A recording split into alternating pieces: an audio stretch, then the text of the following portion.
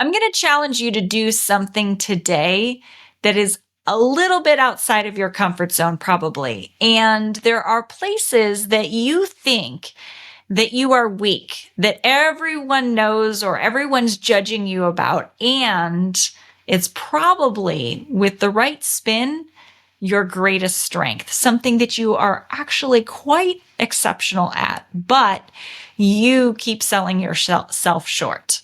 So that's what we're going to dive into today.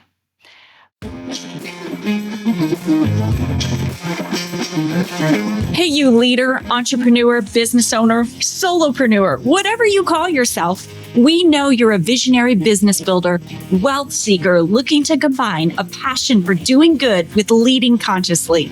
It's time to shift from a traditional focus of pure wealth accumulation to one that integrates well-being and fulfillment. You're here for a purpose, and it's time to shine your light. So here we go.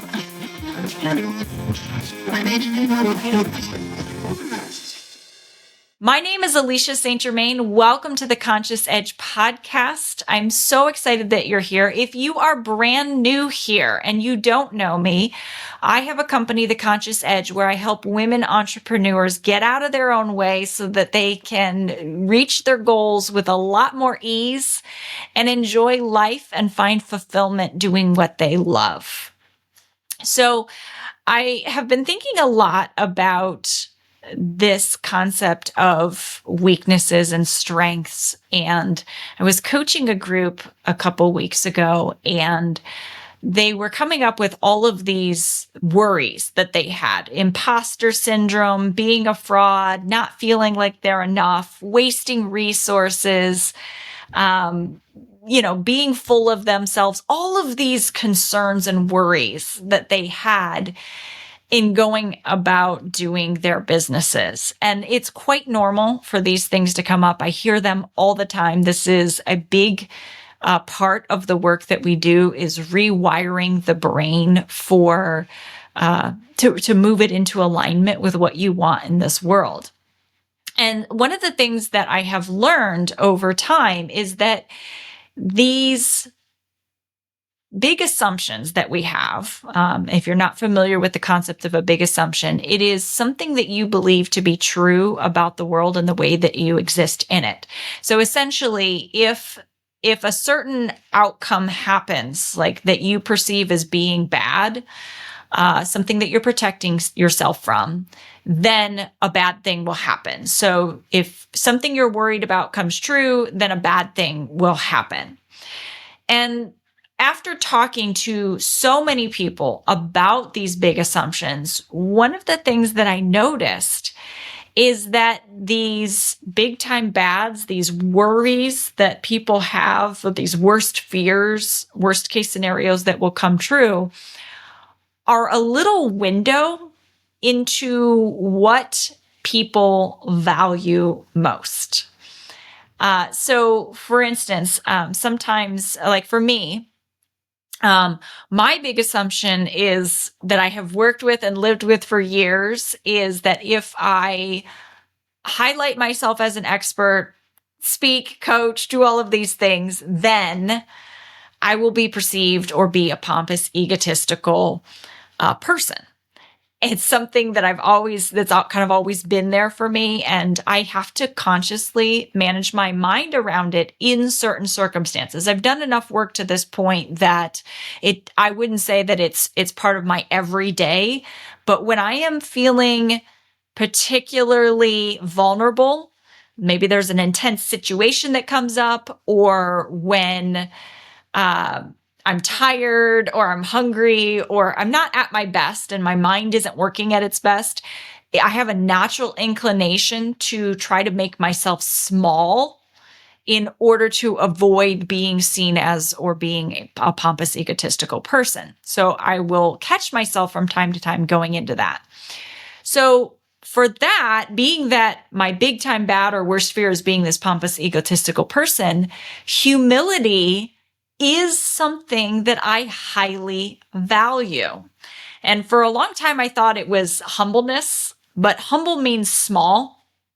And I think some of that comes from our upbringing and training that, women, we should be small, or that you don't want to get too big for your britches, is something that I often hear people say.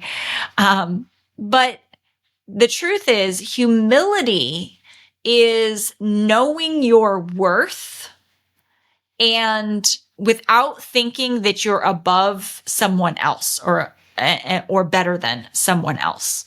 So that's something that I have learned, that I very much value humility, not so much the humbleness, because humbleness, making yourself small, a lot of times for people can lead to like not worthy.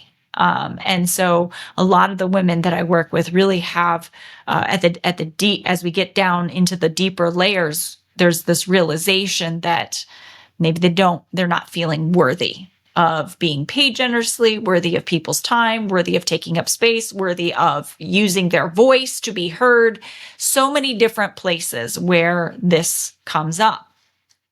So I thought it would be interesting to go through a few of the big assumptions that people have, and some of the most common ones that I see come up, and talk a little bit about how that relates to your value system, and then how these fears or weaknesses or things that you're afraid of actually can be spun to be your greatest asset or one of your superpowers.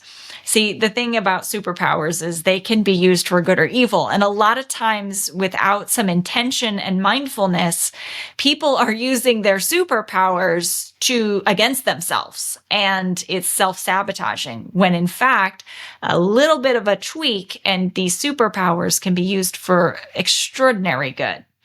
So for me, humility is important, which means a lot of attention is paid to like not being judgmental, or catching myself when I'm in judgment, or catching myself when I'm feeling insecure, and then maybe trying to puff myself up a little bit and look good for other people. That's one of the great things that's come out of doing this podcast, is I have really tried to be very transparent with everyone about things that I am not proud of, things that I go through, the way that I process them. Because when you own all the parts of yourself, the parts that maybe you don't really want other people to know about you, and you do it in a way that helps others, in a leadership type role where you can relate to people because they have the same dark secrets, they have the same skeletons in the closet, and you show them how to walk through that in a way that makes them a better person. I think that's taking something that could be particularly vulnerable for you and doing good with it. And I think that's what I'm intended to do. So having this podcast has been wonderful, because it's been a way for me to dissect some of the very human elements of going through life, building a business, being visible, promoting myself, and walking that fine line between pompous and egotistical, and having humility and understanding the value that I bring in supporting and helping other people without being better than everyone else, or needing to have any kind of bravado or ego in doing it. So it's been a really interesting path to go down. One of the other very common things that comes up as a big time bad. So, the first part of the big assumption, if XYZ happens, then that could be any number of things. Like if I'm visible, if I make offers, if I start a business, if it could fill in anything there. If I'm judged, whatever it is, the worries are.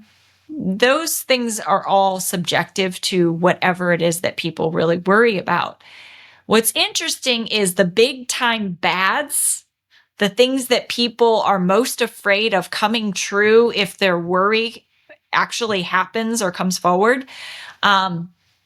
It's interesting because those tend to repeat themselves. There's things like fear of failure, fear of success, fear of like being responsible,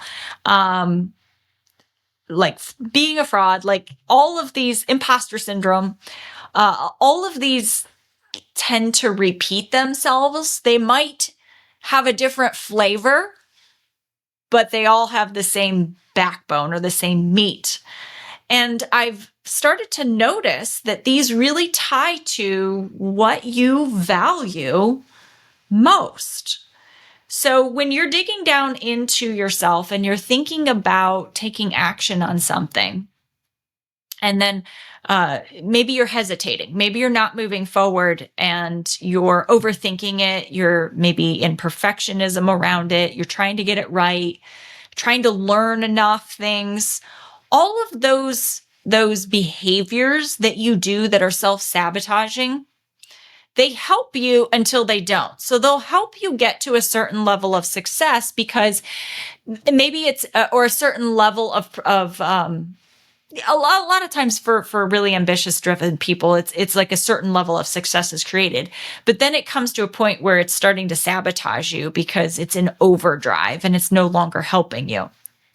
And so when we look at some of those things that you do, and then think about not doing it, like thinking about moving forward and figuring it out along the way, right? Instead of taking course after course after course and learning new strategies and reading all the books and trying to make the perfect decision, a little bit of that perfectionism. And we think about, you know what, I'm just going to take the next step and I'm not going to worry about getting it all right or having it all figured out.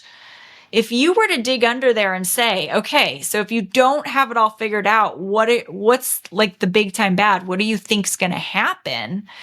Someone might say for that particular one that they worry about not being good enough. And so there's some gifts that come with that person who worries about not being good enough. Number one, they do work tirelessly. They're hard workers.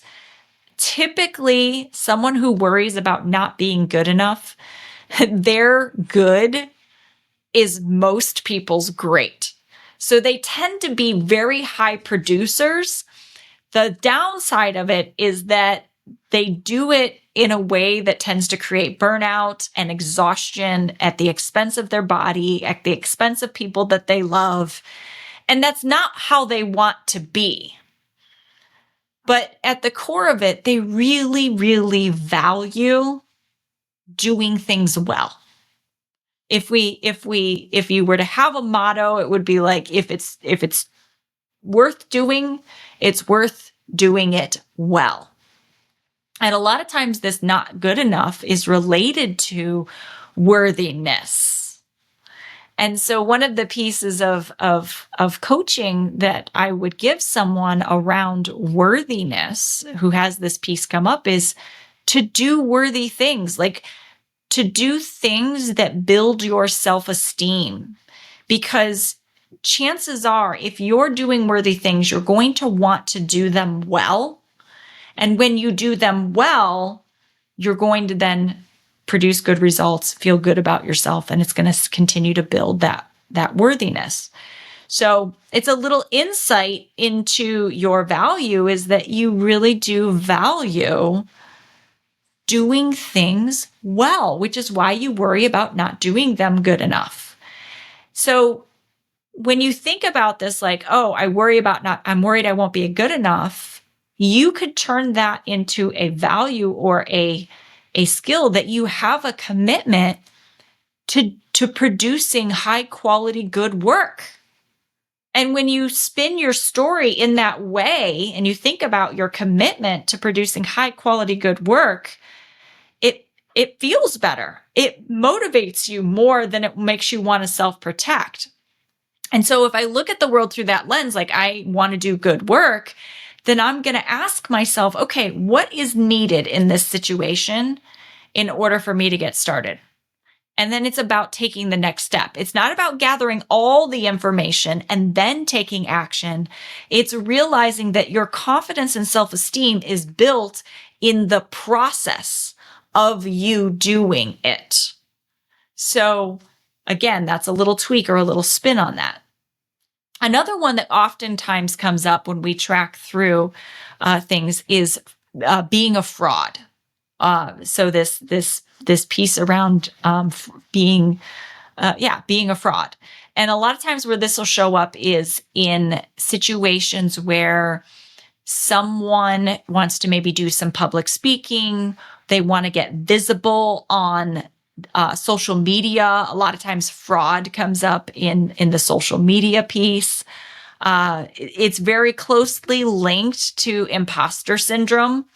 And I think imposter syndrome and fraud are linked. Imposter syndrome is really this idea that you are actually skilled and very much know what you're talking about, but you refuse to recognize that you know what you're talking about. It's kind of, it again goes back to like that not good enough piece. The fraud piece is really about authenticity. So when we talk about maybe getting online, I sometimes hear this come up around people getting on social media and having to do reels or do something on social media that gets the views so that eyeballs get on it. Like it's a lot of marketing tactics that will trigger a fraud piece. And it's because when you're trying to use a marketing tactic to get eyes on your business, it may feel like it's not you.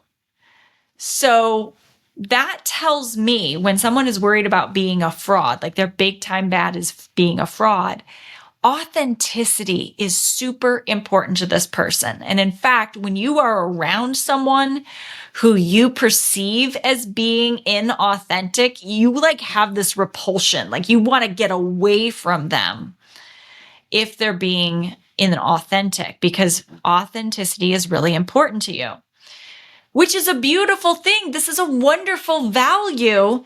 The trick is if you're going to be authentic, have got to get okay with all the parts of yourself, the skeletons in the closet. Because if you feel like you've got to hide parts of yourself in order to be accepted, like you're not okay with parts of yourself, you're judging you for who you are, then it's going to make you want to wear a mask. And when you wear that mask, that is going to feel inauthentic, which is going to make it hard for you to get out in front of other people.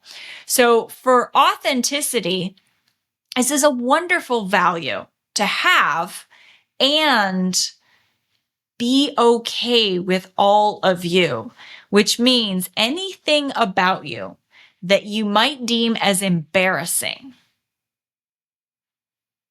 figure out a way to tell yourself a story about it that is supportive. Like maybe you're a little bit funny or kooky or crazy about something specific, something you're a little bit embarrassed about, and you just like own it and just say, yeah, I do this thing. It's weird. It's cool. I like myself for it.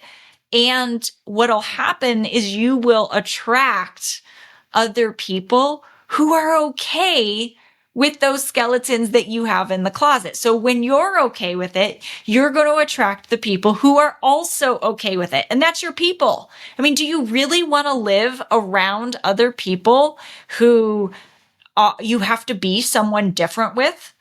Some people are okay with that. And that's fine. That's the mask they wear. That's what they do. But authenticity is not their biggest core value. Maybe being professional, or maybe they value privacy more than they value authenticity. So they don't mind hiding parts of themselves. Again, none of these are wrong, but someone who is private and doesn't like to share a lot of things and values their privacy is probably going to be very triggering for someone who likes authenticity, because there's going to be parts of that person they feel like they can't get to or that they're hiding. And so they're going to be triggering for each other. It's not that either one is right or wrong. It's just what each one values that is different. Another one that oftentimes comes up is this imposter syndrome that I was talking about just a few minutes ago. And I think it depends on which word you use, even though those tend to be used interchangeably. When we're talking about imposter syndrome, it's really about valuing experience. So someone who really struggles with imposter syndrome values having experience and speaking to others from experience. Now, here's the thing. It can be a little tricky when you value speaking from experience or having experience to get experience, because you got to talk to other people in your business. You got to get yourself out there and learn. So I think there's a component here where it's really important for you to go through the process and own the fact that you learn by doing. So rather than trying to be something you're not, like imposter syndrome comes in when you don't accept the fact that you are learning and you think other people are judging you because you're learning. So when you accept the fact and you say, listen, I learn best by doing. So I'm here figuring this out as I go. Please have patience with me, or I'm going to ask some questions. You might think that I should know them or that anybody should know these are simple, but I don't know. So I'm going to be humble enough to ask. I'm going to have enough humility to ask what I don't know. So really owning that part of you that values learning by experience and owning that about you is going to get you away from that fear that other people are going to judge you for not knowing enough, for not having the experience that you think that you need to have. And then the last one that I hear very often is wasting resources. So someone will say, like, I worry about blank, or if I blank, then I'm wasting time, money, energy, whatever it is. But it usually relates to a resource, and those resources are typically time or money. And so when I hear someone who is worried about wasting a resource like that, it tells me that you want to be very purposeful and intentional in what you do. Now, when you reframe that, worrying about wasting time or resources, what will happen is people will get stuck trying to make the right decision. They want to get it right. They want it to go smoothly. They're really wanting everything to be perfect. And if they can't figure out a perfect way to do it, and there's too many unknowns or too many factors, then they get stuck in procrastination, and they'll make a decision and then they'll second guess and not move forward. They will not make a decision because there's too many options available to them and they want to know which option is right. They will defer to other people and want other people to tell them what to do because they want to get it right, because they don't want to waste this time or this money of these resources. And so the reframe around this is really thinking about being purposeful and intentional. And it's not about getting a right decision. In fact, you could do everything right, and because of factors outside of yourself, something happens and it still doesn't work out the way you want it to. So this is very possible, something that can happen. This is talked about in the psychology of money, about how there is no formula truly for money. There's a way, there's a strategy or a tactic for making money. However, there's an entire chain reaction of things that can happen in the economy that affect your situation, your business, your deal, the way people are buying, what people choose to do, how people invest, whatever it is, that you have zero control over. And you have no idea when that thing, that natural disaster or that thing will happen, that war. And you have no idea what the cascade effect will be as it ripples through the economy. So you can literally do everything right, and it still doesn't work out. And somehow you might make that mean that you were wasteful. And then you feel guilty because you made a mistake, and you feel bad, and you feel like you messed up, or you feel shame around it. and it had nothing to do with you. And so we really have to build this tolerance and resilience for things not going right in the world. Like life is not perfect. Life is bumpy. Circumstances arise. If you're going to be successful in business, you have the resilience. You develop the resilience to get up and keep going, to solve the problem, to keep figuring it out, to be committed to that greater purpose that you serve in the world and keep going. Because being purposeful and intentional is important to someone who worries about wasting resources. And so as you take steps forward in your business, you want to think about, I'm going to make this decision. I'm making this decision with the best information I have available to me. I'm trying or testing something out to see how it works. How does it convert? Does it bring me more deals? Does it bring me more clients? Does it help me grow my business? And then I'm going to reevaluate and learn. See, the not money and time are not the only things of value that we have. There is knowledge, which is so important. Without knowledge, how do you create more and more success? So as you're going through this process of building your business, you are acquiring lessons that you need to be able to hold this bigger business that you're looking for.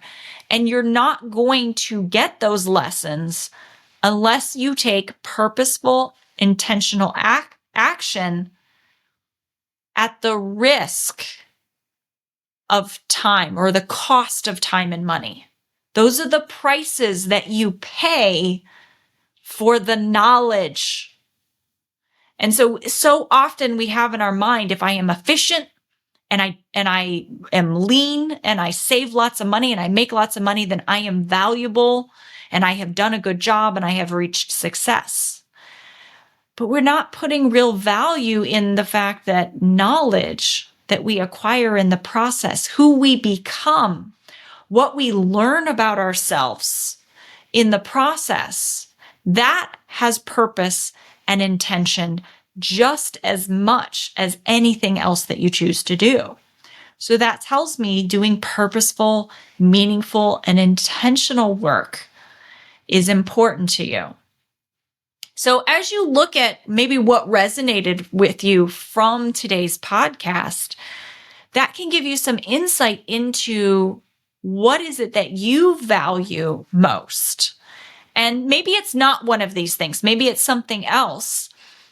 But if it's not one of these things, or if you want to dive deeper into this and you'd like to know, you can book an Edge strategy session with me where I will help you go through and figure out maybe some of the big assumptions that you are making and the places where you're holding yourself back and self-sabotaging that are out of alignment with your values. And just a small tweak can help get you into alignment and help you see these weaknesses, these things that you're afraid of, that you're protecting yourself from, are actually a clue into what you value most. And if you acted in alignment with what you value most, success would come so much easier.